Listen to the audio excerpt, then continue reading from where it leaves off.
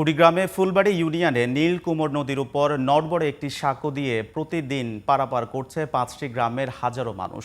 জীবনের ঝুঁকি নিয়ে বাজার, অফিস ও স্কুলে যাচ্ছেন তারা। প্রায় ঘটছে দুর্ঘটনা। একটি পাকা ব্রিজের দাবি তা এই অঞ্চলের বাসিন্দাদের। কুড়িগ্রাম থেকে মোহাম্মদ মিজানুর রহমানের পাঠানো তথ্যে বিস্তারিত জানাচ্ছেন ফারিয়া হাফিজ নিঝুম।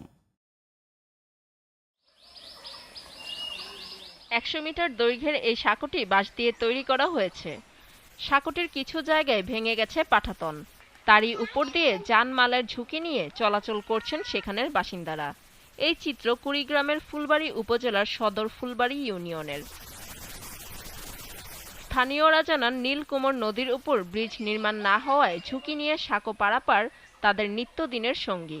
15 বছর থেকে আমরা এই ভোগান্তির মধ্যে আছি। আমাদের বর্ষাকালে এত অসুবিধা হয় যে বাচ্চা কাছে স্কুলে যেতে পায় না। আমাদের এই ব্রিজটা দিলে খালে আমরা খুব সুখে থাকতে পারবো, শান্তিতে থাকতে পারবো। সাঁকোটির পরিবর্তে একটি ব্রিজ নির্মাণের জন্য সংশ্লিষ্ট দপ্তরে বারবার যোগাযোগ করলেও মেলেনি আশ্বাস।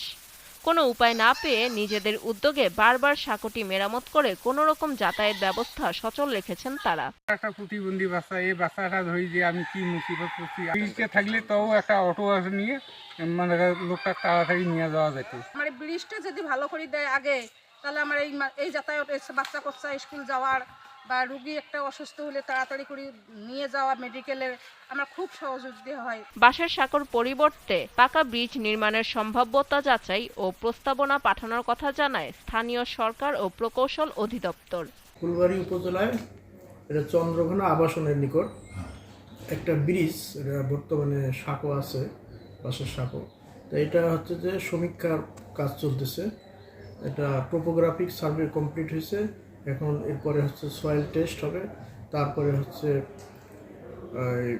হাইড্রোমোরফোলজিক্যাল ডাটা স্টাডি হবে। হ্যাঁ, এরপরে হচ্ছে যে ব্রিজের ডিজাইন ড্রয়িং হবে, তারপরে হচ্ছে ডিজাইন ড্রয়িংয়ের পর ভেটিং হবে, তারপরে ডিজাইন ড্রয়িং অনুমোদনের পরে আমরা টেন্ডার কার্যক্রম করব।